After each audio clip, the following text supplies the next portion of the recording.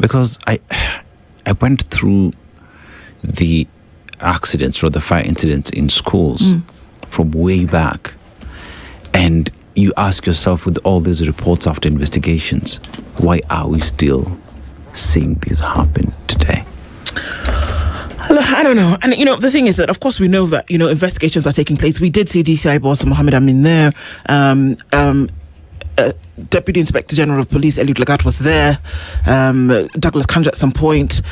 The thing is that they're trying to find out what happened.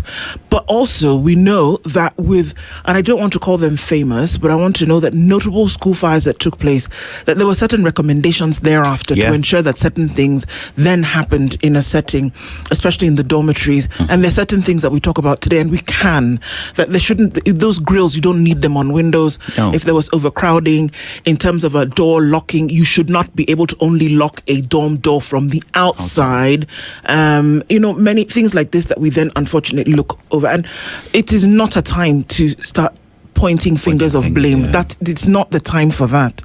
But we cannot run away from the reality that perhaps certain things could have been done to ensure that such a catastrophe, at least the severity of it, would have been reduced. Yeah, I think just to talk about that, because it's a fire incident, we need to also start asking ourselves in schools, especially boarding schools, or rather just in schools, when is the last time a fire drill ever happened? Do children know what to do in case of an emergency? Yeah. In these buildings that we are setting up that are 2-3 stories going up, do we have emergency exits for children? And do they know? Do they know how to use them? Do they know how to access these doors for them to go outside? Because I gave an example yesterday.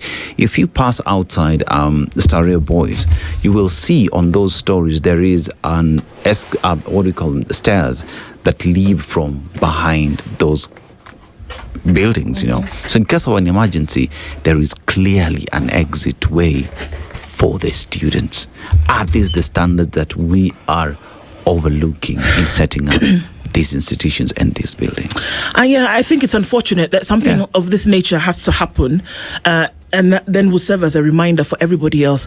And like I said, call it what you may, but one of the things that Wilson Sossion talks about all the time is the quality assurance, whether it is in teaching or whether it is in amenities, and we keep saying, come on guys, where are we checking things like this? And I know when something like this happens, is then we all then become the moral police, and then we say, oh, you should have, shouldn't have. I know, but it still does not. It still serves an opportunity to for a reminder in terms of, come on, not just government, but the folks in the institutions setting up these things. And some of the things that came up on Chatter yesterday was, why can't parents see the dorms? Yeah. Every time and I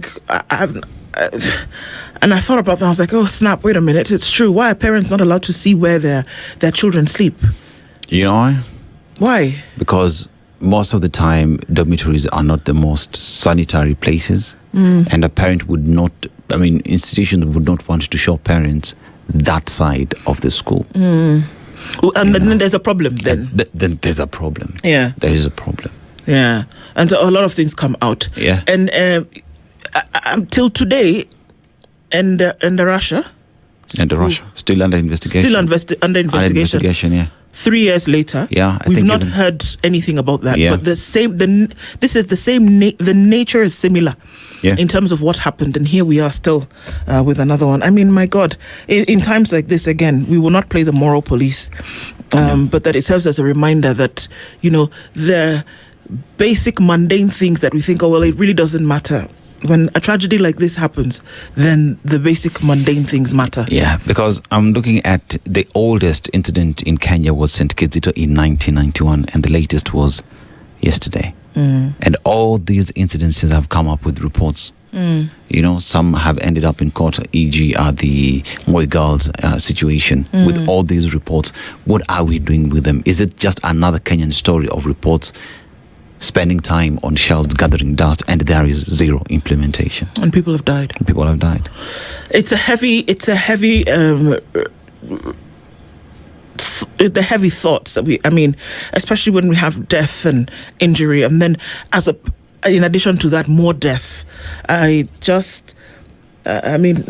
God come down, because it's not easy to deal with. It's not. And the skies are looking pretty grey this morning.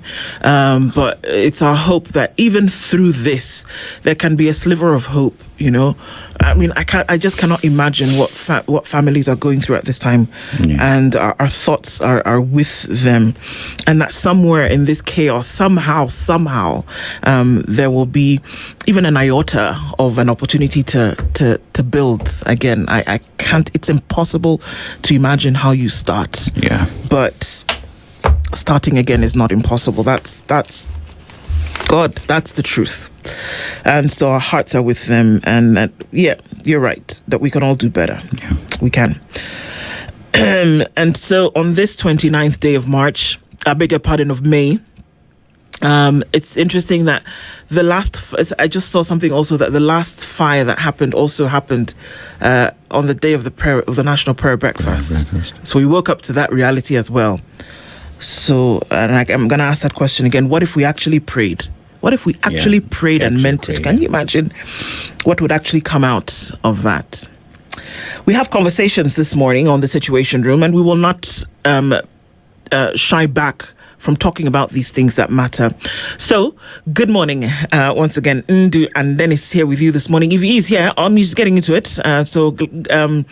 Karibuni sana, everybody, as we get into it. Our live streams are indeed up on YouTube, Facebook, and on X, and we see you creeping into the room this morning. So, Karibu sana, our audience on KTN, thank you for joining us that way. And for everybody who tunes into radio around the country, the region, and the world, we will comfort the afflicted, and we will afflict the comfortable. These are the conversations that we'll have. And let's get into some of what those will be today. So we're going to start off our conversation at 7 o'clock. We should have had him on Monday, but I beg your pardon, on Wednesday, but he'll be here this morning. Wakili. Okay. So, our conversations today, we will talk at 8 o'clock with former Senator Gloria Orwoba. National prayers amidst deaths of students. Where should it go? We'll have this conversation at 8 and we'll talk about it and we'll talk about it properly. All right. 7 o'clock, we're probably going to have a conversation with you guys today, and we're going to ask, and the questions are coming up, that is it time to start fading out boarding schools? Because is it something else that has come up as a result of this conversation? So we'll get into that just a little bit. We'll come and talk with you around that at 7 o'clock. Gloria Woba joins us then at 8 o'clock today. And our conversation this morning, then at 9 o'clock, will be with Ansel Minor, who is a founder of the Africa Consumer Advocacy Foundation, and Dr. Karaoke Michael, Secretary General of the Harm Reduction Society of Kenya. World Tobacco Day 2026 is our conversation for 9 a.m. It's our Healthy Friday conversation today. Place of science in tobacco control. There apparently is a science behind it, and we're going to be looking into that today. All right, so that's it. We're gonna talk boarding school at 7, and we're going to then talk, this tragedy and national prayers at 8. And then we'll look into tobacco at 9. That's what it looks like this morning. Karibuni sana as we get into it today. All right. Yep. Where are we? Gabo. Still Gabo.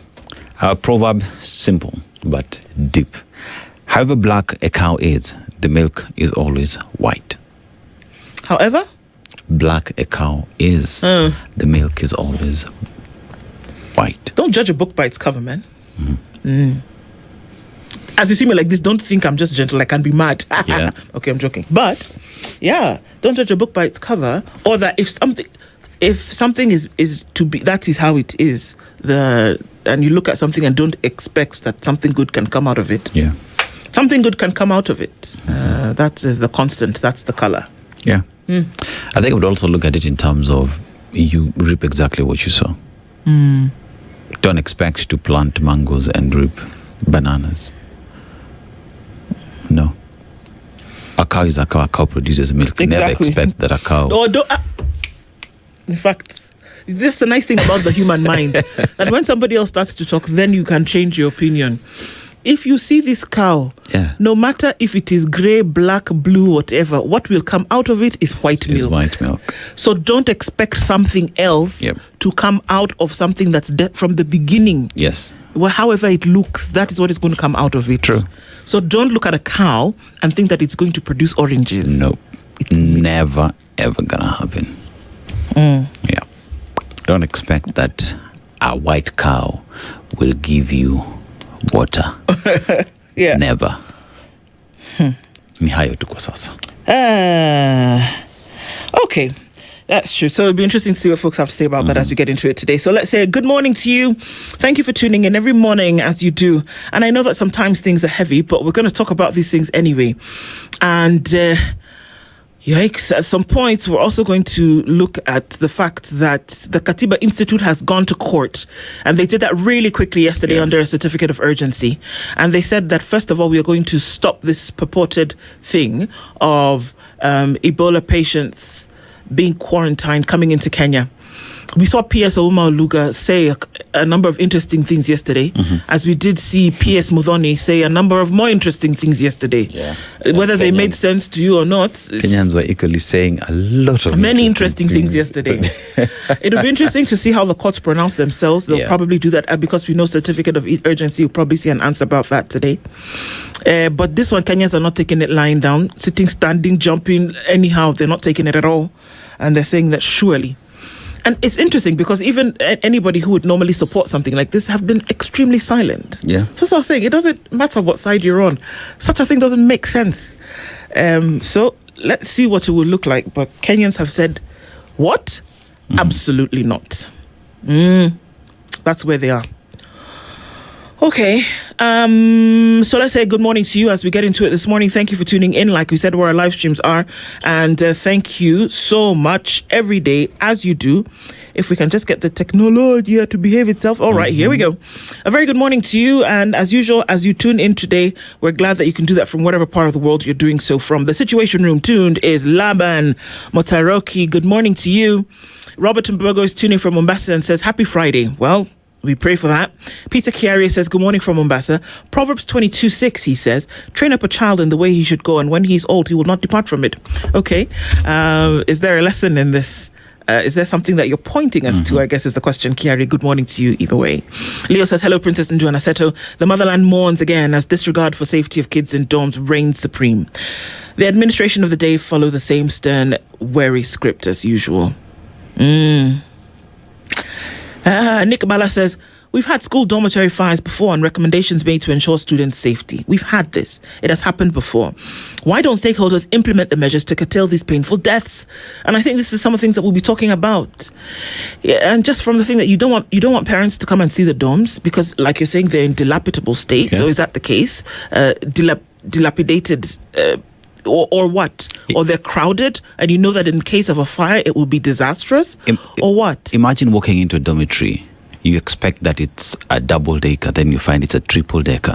Now think of a grade 10 on top of that decker. There is fire. How do they start running away? It's the little things. It's the little things, I'm telling you. It's the little things that we ignore over and over again that turn out to be the big tragedies. Yeah. I'm just going to do this really quickly. A story of a gentleman, not even a story. Yeah. I watched a documentary about a guy. His day job in I think it's Bulgaria. Yeah. Is to go into this factory and flip a switch. Yeah. When he gets in at 8, maybe somebody's done it before, to flip a switch and then to ensure that the action has begun, and then he leaves. He comes back 4 hours later because by then the switch would have flipped off automatically. But then he must go back after 4 hours and put it on again and make sure that the thing is running. And then he must go back 4 hours after that and do it and then fill in a form to ensure that he has done it for the day. That's his job. This is what he does. Yeah. Now, the documentary was explaining, in the event that he doesn't do that and log so that you can trace who did it, the effects would be disastrous in terms of what would happen in that factory. So it's mundane. It's silly. You ask yourself, what on earth am I doing going into this place? That's my job. Then I log it. In the event that you don't do that, the effects would be disastrous. You would have chemical explosions, all kinds of things could possibly happen as a result of that. What am I saying? The devil is usually in the details. And you would be surprised that in these tragedies that we see, it is the details that we overlook that now are causing this disaster, that we're all heavy of heart and full of tears. Yeah. Boba Coco says, good morning, Team Spice. Listening from Kendu Bay. Indeed, it's a sad day today, and we pray for divine visitation and healing to the families who have lost their loved ones. Rogers Nyange says, good morning from Birikani Voi. Indeed, amen to that prayer, Bob. Raimtula Omar says, good morning from Nairobi, Kenya. Depressing night yesterday. Indeed, it was. Leo says, we are a sick nation that has lost its humanity long ago. If a politician can take advantage of parents' grief to further their agenda, we're all Endarasha kids accounted for. That's another, like we brought it up this morning. There it is. Yeah. JB Mutua says, good morning and happy Friday from New Jersey. It's really sad we keep losing lives, but we do nothing about it. What's a Kenyan life worth? May God intervene for us, Eric Tunui says. Paul Esana to all the families affected. Vintage Oaks says, good morning, Ndu, it's Dennis. All set, Spice people, set for the show. Jennifer Ateni says, good morning, my most favorite duo, Siniwa Mewa Miss. Tumekumispia, Jennifer. Where have you been? Sasa when you come and you say hi, unasema, I was here and here and here, but then I'm back. But we're happy to have you. My deepest condolences to the Utumishi Academy family, indeed. Rose Grace, tuned from Manera. Good morning, Nduana Seto. Good morning to you, Rose. Lovely to have you here. Wanda says, good morning, Nduana Seto from Toronto. No Joe today? No Joe today. The news is very heavy as we approach the year half point. I hope the second half of 2026 gives us some reprieve. Also, Aseto, I like your sweater. Lovely print, indeed. Yikes. David Mangera says, good morning. Not a good morning. Kids dying in a dormitory, accidents, Ebola threats. Sincere condolences to the families affected and quick recovery to the injured, indeed. Ramtula says, we take disaster management as a joke in this country. Yes, we do. Christina says, good morning. Let's continue to pray for students and parents from Utumishi. In February, Chakol Girls Secondary School had caught fire, but we were lucky our children weren't in the dormitory. It was during lunchtime. We thank God for that. Yeah. Hey, Baba Coco says the late President Moi, may he soul rest in peace, would make his presence felt in the scene of tragedy and condole with the people. Oh, okay. Samuel Bisimwa says, good morning, guys. Good morning to you. Edwin says most schools don't want parents to access where their children sleep, and I think this should change.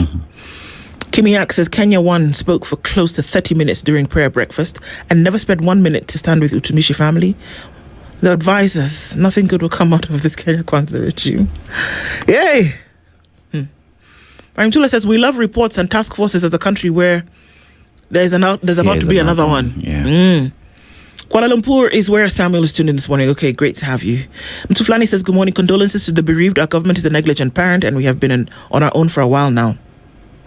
A settlement of fire escape? Yeah, probably fire escape, yeah. Caroline Yambura says, good morning. Nawapenda sana. Wishing you a blessed day ahead. And good morning to you too. Lovely to have you in the room. Alex Gioko says, good morning. Ndu and Dennis Kitale is tuned in. Karibu sana. Karanja says, TGIF, it's very sad to lose young lives because of ineptness by enforcement officers. I think all the metal grills installed on dormitory windows should be removed as a low-cost start to fire safety. Agreed, 100%. True. Because you can imagine if a window is an escape route and then that grill is there, what are you doing? Yeah. What are you doing? And they talk about it being security. Okay, I get it, but how about patrols instead of grills? You know, you look at even the standard, even if you look at houses in other democracies, in the US, you'll never see even a house with grills. There's a reason. Because it's a safety hazard.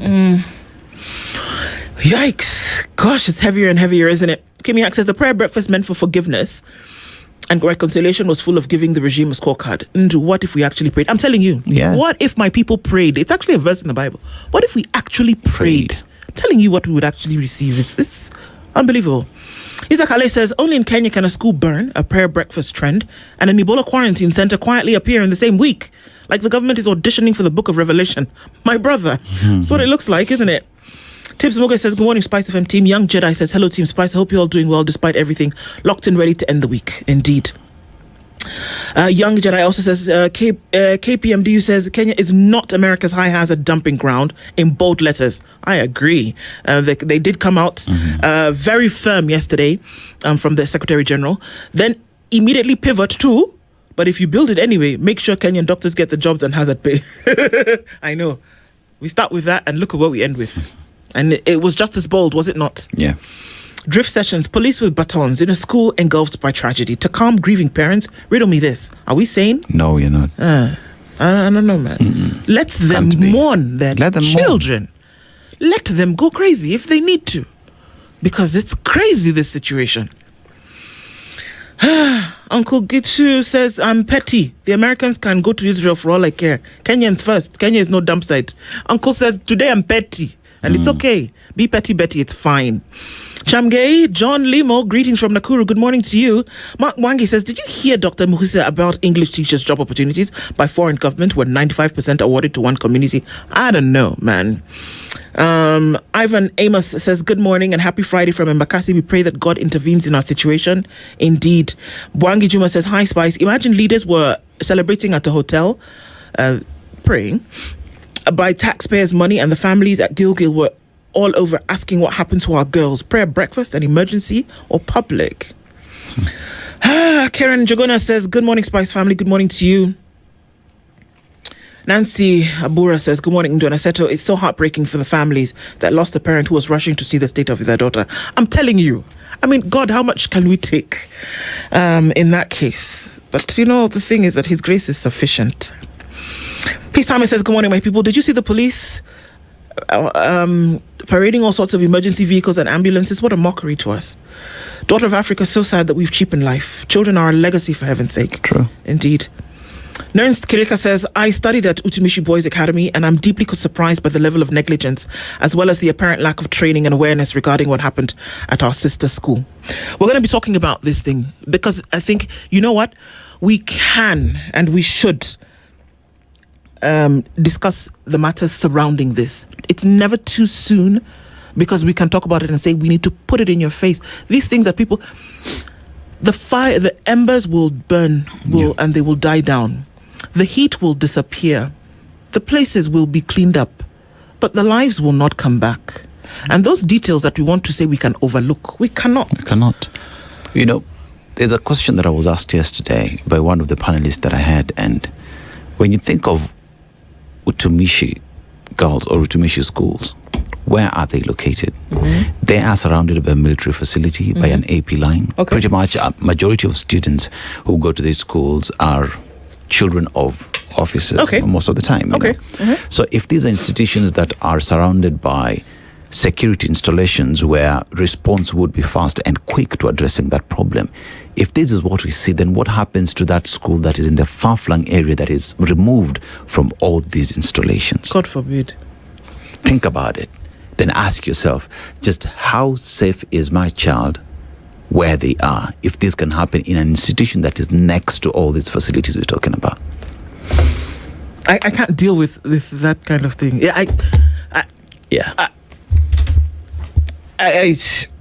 Because with the last comment that we're going to take is from Foundation with Nema, and she says, did you know that the last fire that highlighted for closure of schools not compliant to requirements are still operating with no changes? Why? Corruption exchanged hands. Our children are not safe. Eric Awar says, good morning, guys. Good morning, Eric. And thank you for bringing in it. This is the conversation that we are going to have at 7 o'clock today. Task forces, committees, people, chairman, whatever. What have you actually done? What have you done? If there are schools that are not compliant with safety standards, shut it down. I don't care. True. Shut it down. And this is me already getting angry, and it's not even 7 o'clock. Okay. And on the front page of the Standard, Kenya's bold newspaper, heart-wrenching. Another dormitory fire, another national tragedy that Kenya has witnessed too many times before. From Bomboludu to Changule, Moi girls to Endarasha, school fires continue to expose a dangerous cycle of negligence, weak enforcement, and ignored safety warnings. Investigations are launched, reports written, and promises made. Yet little changes. See? Parents send children to school expecting safety, not death traps, with locked exits, overcrowded dormitories, and inadequate firefighting equipment. Authorities tasked with inspections and enforcement must answer for repeated failures. Kenya does not lack policies on school safety. It lacks accountability. Where?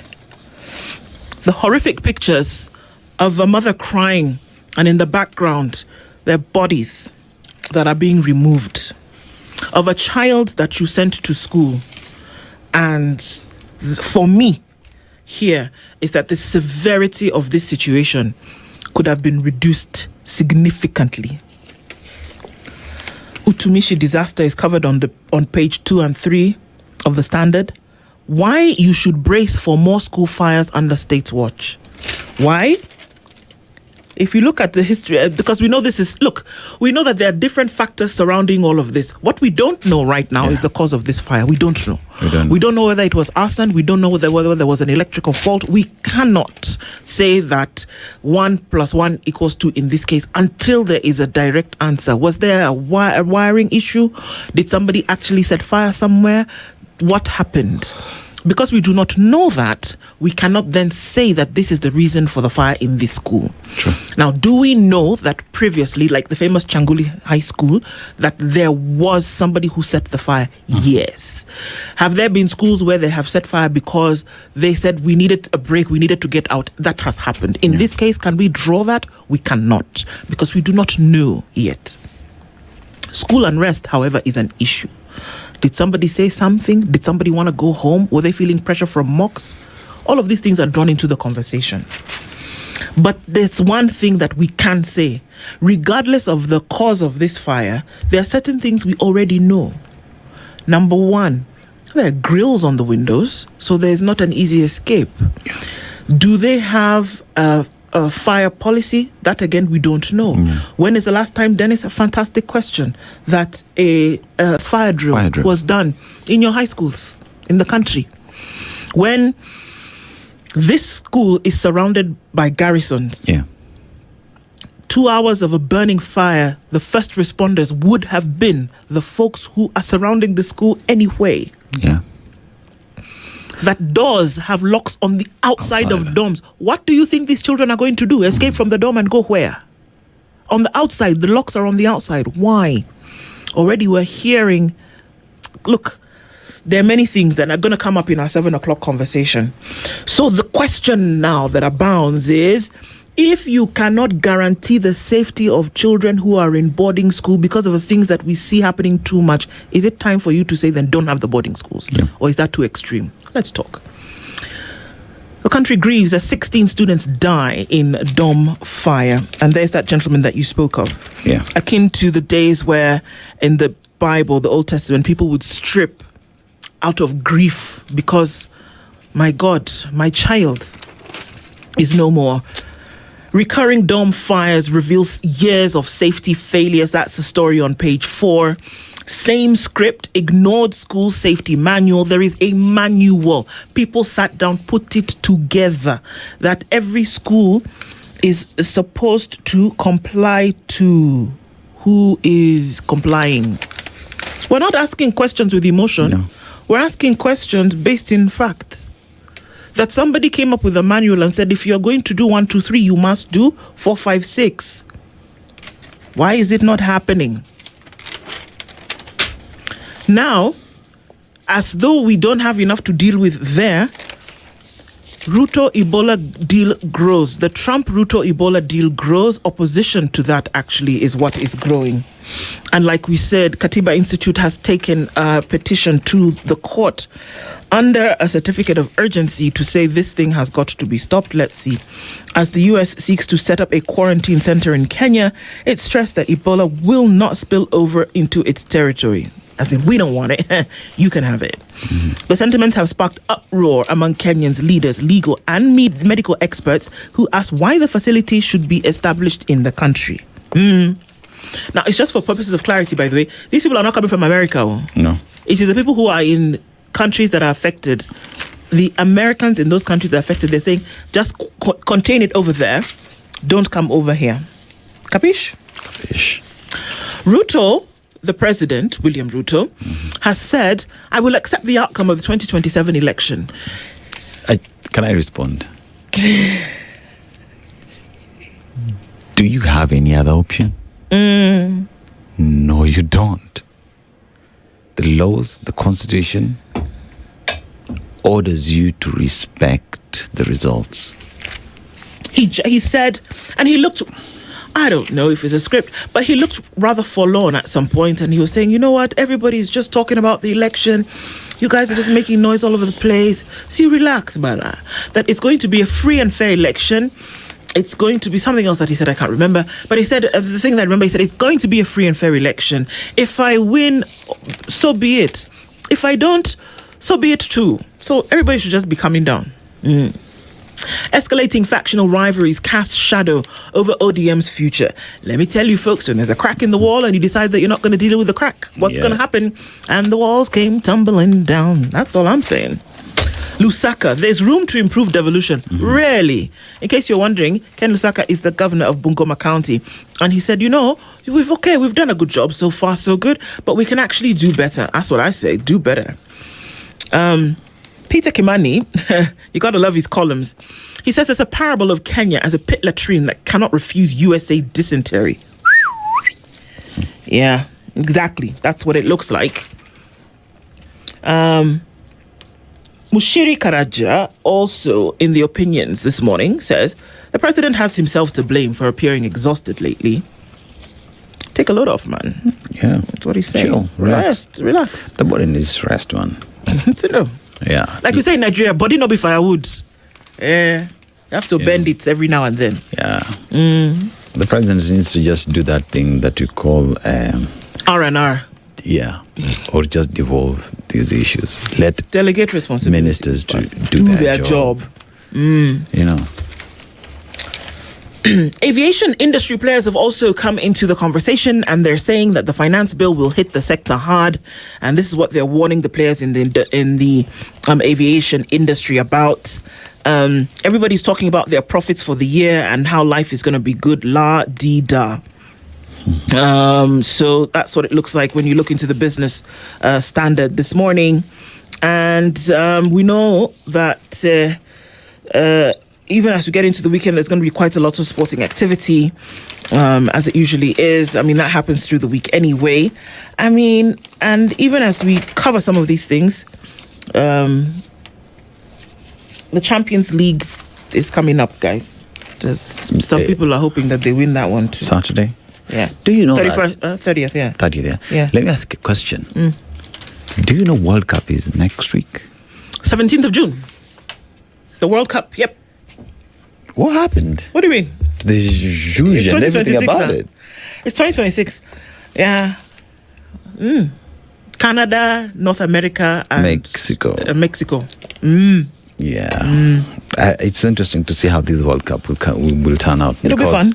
Based off information that you get, especially from the sports pundits, is many people are just not buying tickets because of immigration rules that is there. Yeah, no. Also, it is the greatest event on the planet. By the way, if anybody was wondering, asking what the greatest event the biggest event on the planet, it is actually the FIFA World Cup. Yeah. But now, if you have a situation where your beloved America, you don't want to give people visa for this thing, how do you want people to go? Yeah. Now, you have to ask yourself, how are you going to fill the stands if you're not giving people visas to come? Ask yourself the question. True. This is where government and then those other institutions come to play. You want to look at the Nairobian? Real quick, yeah. All right. So Nairobi, let's look at the headlines here. So we have the Untouchables, Ntutu's dynasty of land, power and politics. So we talk about from the chiefs to governors. Their influence stretches from conservancies to parliament, from county tenders to clan politics. For decades, the Ntutu family has stood at the center of Narok's power structure. But as the battle for the county's future intensifies, the dynasty is facing growing scrutiny over its grip on land, politics and influence. You thought dynasties is just what was there during the 2022 elections. There is dynasty politics in Narok County. So Agenda's law firm to pay lawyer 1 million shillings in used condom and alcohol claim case. That is based off a defamation suit, which you'll find it on page 6. And blood on our hands, sad tale of Kenya's unthinkable child murder crisis.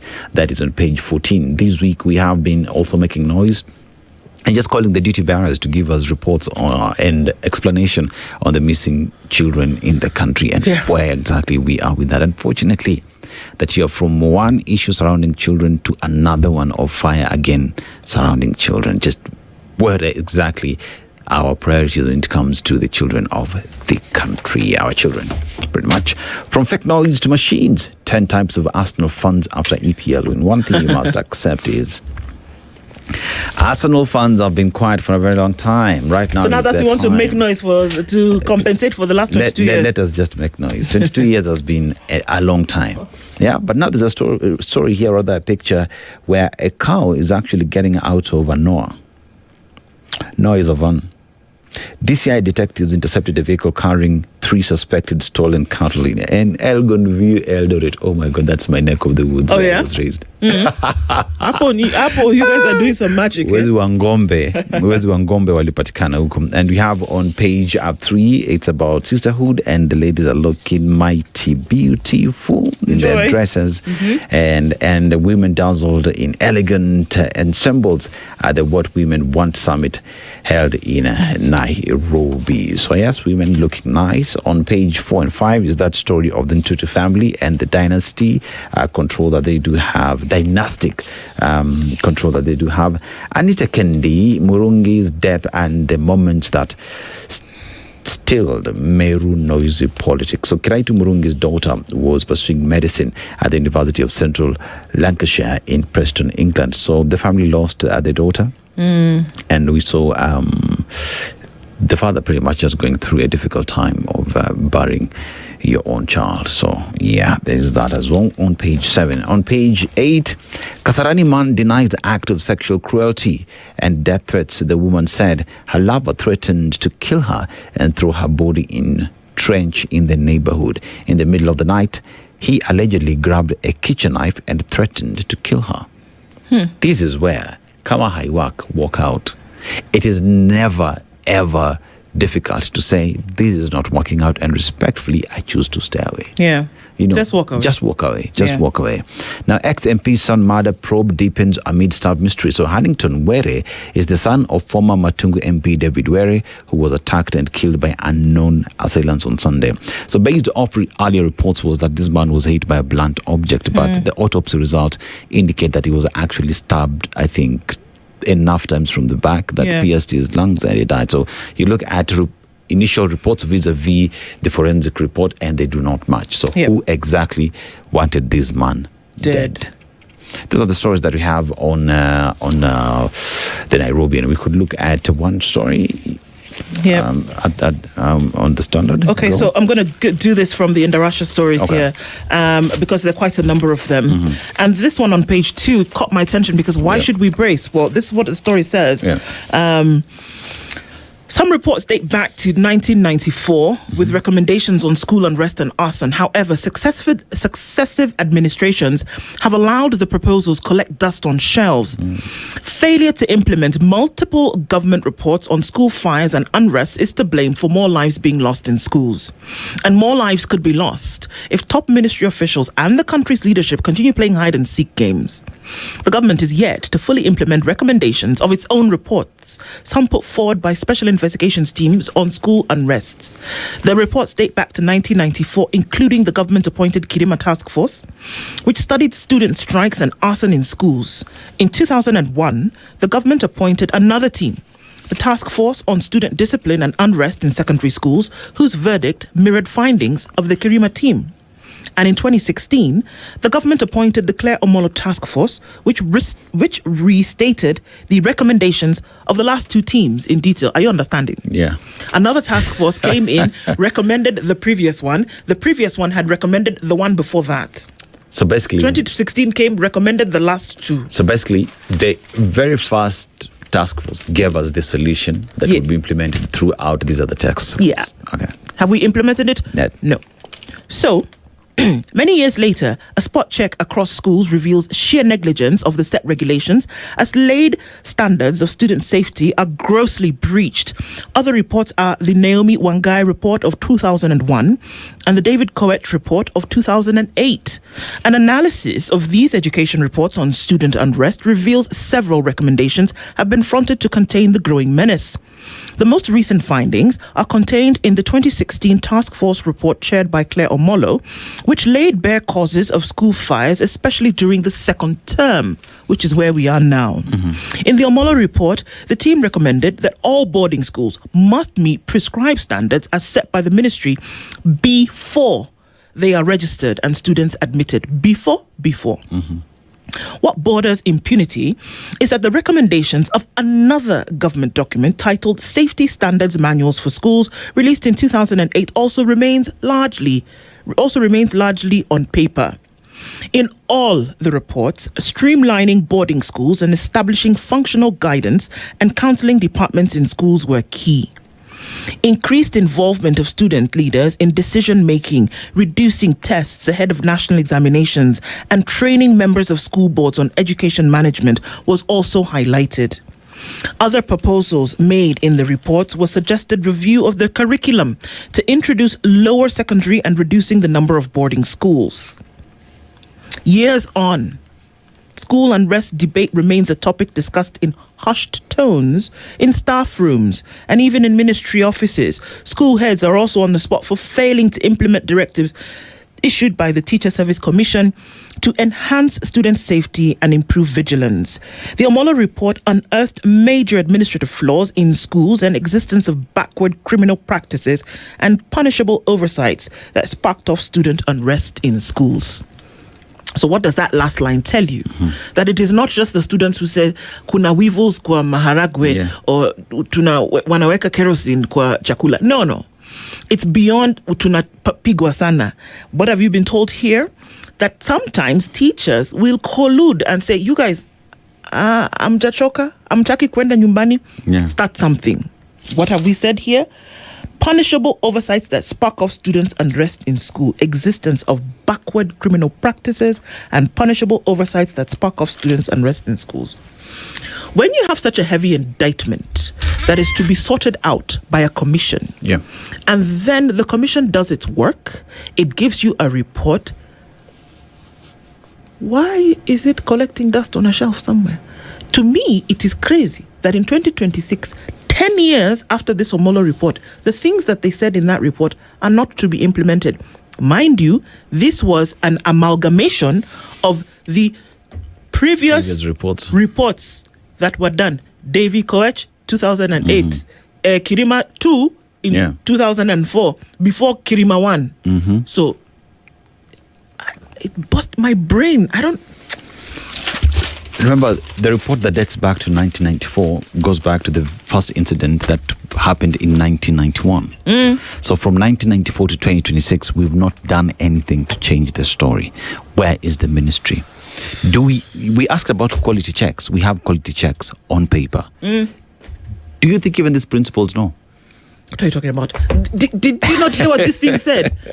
Before students are admitted, before those schools are even registered, there is a standard of quality that they must have met. Who is the person that assured that this quality of standard had been met? See, we're talking about this thing at 7. Gear up, guys. Good morning. This is the Situation Room, the only way to start your day.